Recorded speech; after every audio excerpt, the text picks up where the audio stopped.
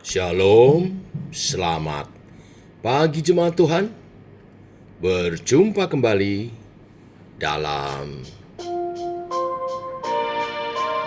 doa pagi online.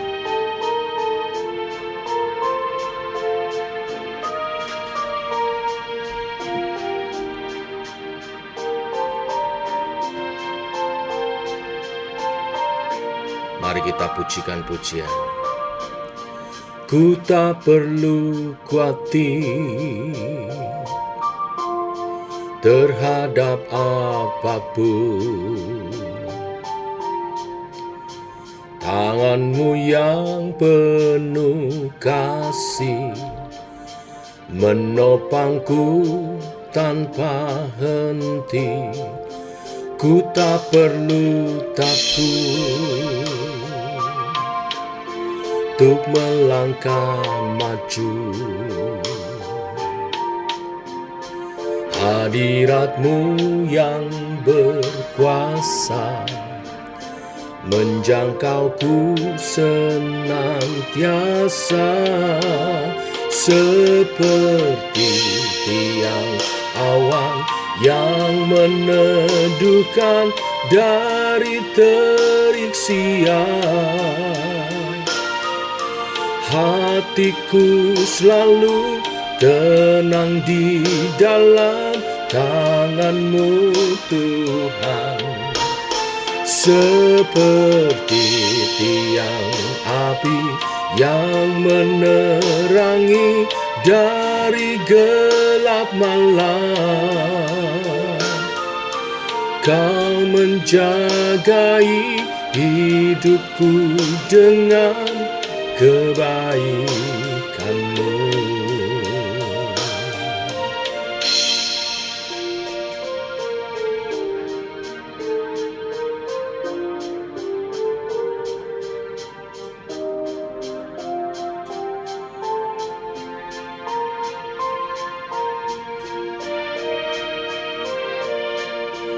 Ku tak perlu khawatir terhadap apapun.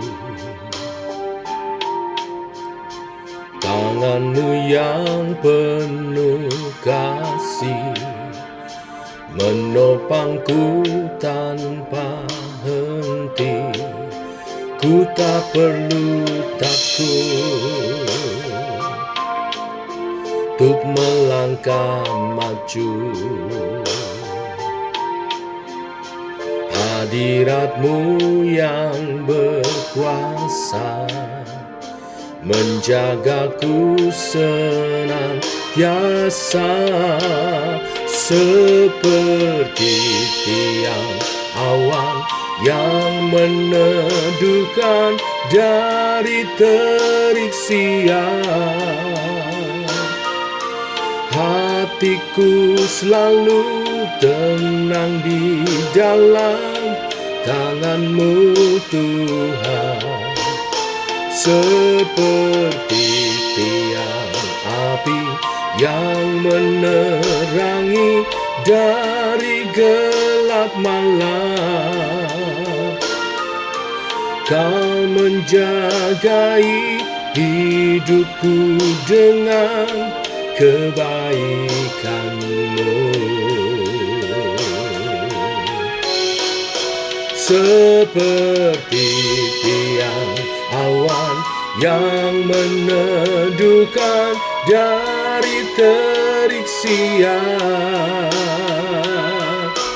Hatiku selalu tenang di dalam tangan-Mu Tuhan, seperti tiang api yang menerangi dari gelap malam. Kau menjagai hidupku dengan kebaikan-Mu. Kau menjagai hidupku dengan kebaikan-Mu.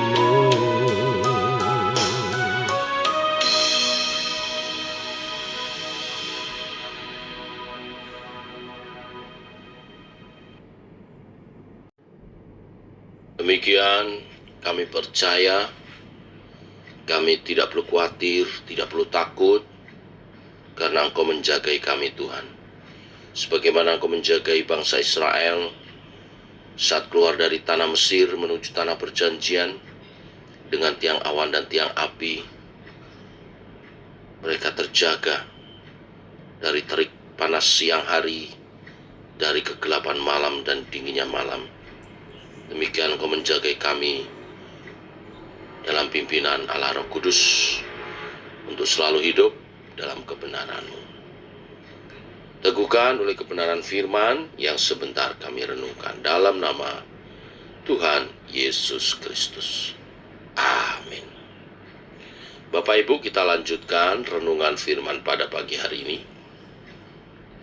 1 Tesalonika pasal 5 ayat 1 sampai 11. Demikian firman Tuhan. Tetapi tentang zaman dan masa, saudara-saudara tidak perlu dituliskan kepadamu. Karena kamu sendiri tahu benar-benar bahwa hari Tuhan datang seperti pencuri pada malam. Apabila mereka mengatakan semuanya damai dan aman, maka tiba-tiba mereka ditimpa oleh kebinasaan. Seperti seorang perempuan yang hamil ditimpa oleh sakit bersalin, mereka pasti tidak akan luput. Tetapi kamu, saudara-saudara, kamu tidak hidup di dalam kegelapan, sehingga hari itu tiba-tiba mendatangi kamu seperti pencuri. Karena kamu semua adalah anak-anak terang dan anak-anak siang, bukanlah orang-orang malam atau orang-orang kegelapan. Sebab itu, baiklah jangan kita tidur seperti orang-orang lain, tetapi berjaga-jaga dan sadar. Sebab mereka yang tidur, tidur waktu malam, dan mereka yang mabuk, mabuk waktu malam.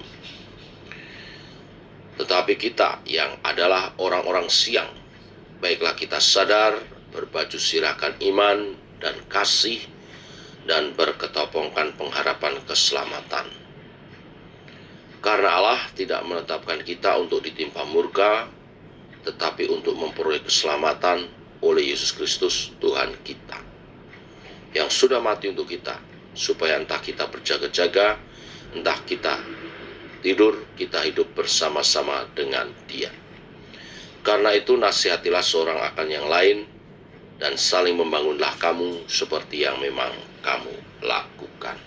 Amin. Bapak Ibu, tentang hari kedatangan Tuhan kedua kali, yang kita sering kenal dengan istilah akhir zaman, Rasul Paulus mengingatkan jemaat Tesalonika untuk tidak berusaha mencari tahu kapan hari kedatangan itu.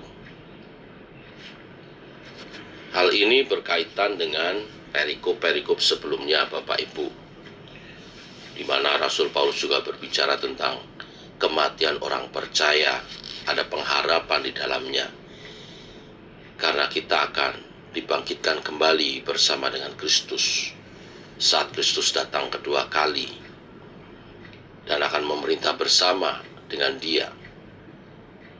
Lalu timbul pertanyaan, kapan Kristus datang kedua kali? Rasul Paulus ingin mengingatkan di perikop ini, tidak usah berusaha mencari tahu, tetapi yang terpenting adalah kita siap sedia.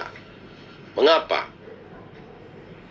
Karena dikatakan Kristus akan datang seperti pencuri pada waktu malam.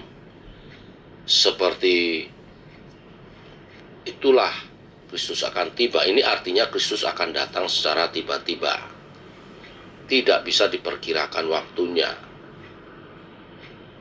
Nah, yang terpenting sekali lagi adalah sikap berjaga-jaga pada waktu Kristus datang kembali. Tidak khawatir juga, karena dikatakan di ayat 9, bagi kita orang percaya, karena Allah tidak menetapkan kita untuk ditimpa murka, tetapi untuk peroleh keselamatan oleh Yesus Kristus Tuhan kita. Kapanpun Kristus datang, Dia datang tidak sebagai hakim yang akan menghukum kita karena kita adalah umat tebusannya, tetapi akan peroleh keselamatan. Oleh sebab itu yang penting sekali lagi adalah berjaga-jaga. Nah, bagaimana kita berjaga-jaga? Yang pertama yaitu hidup sebagai anak-anak terang yang tidak hidup dalam dosa dan kegelapan. Ya, di ayat 4 dijelaskan itu.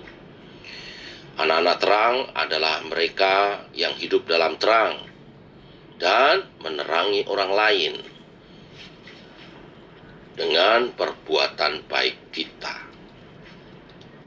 Yang kedua, bagaimana kita berjaga-jaga sebagai anak-anak terang, yaitu kita tidak boleh hidup bermalas-malasan atau masa bodoh tentang hari kedatangan Tuhan kedua kali. Kita harus mengerjakan keselamatan kita, tentu dalam pelayanan, dalam meningkatkan keimanan kita, dalam kehidupan kita bergereja, ya, terus bertumbuh dalam iman dan pelayanan kita. Dengan demikianlah kita menjaga, senantiasa memelihara iman, agar bertahan terhadap serangan panas iblis, hidup penuh kasih, dan tetap berfokus pada pengharapan dan keselamatan yang dijanjikan Tuhan.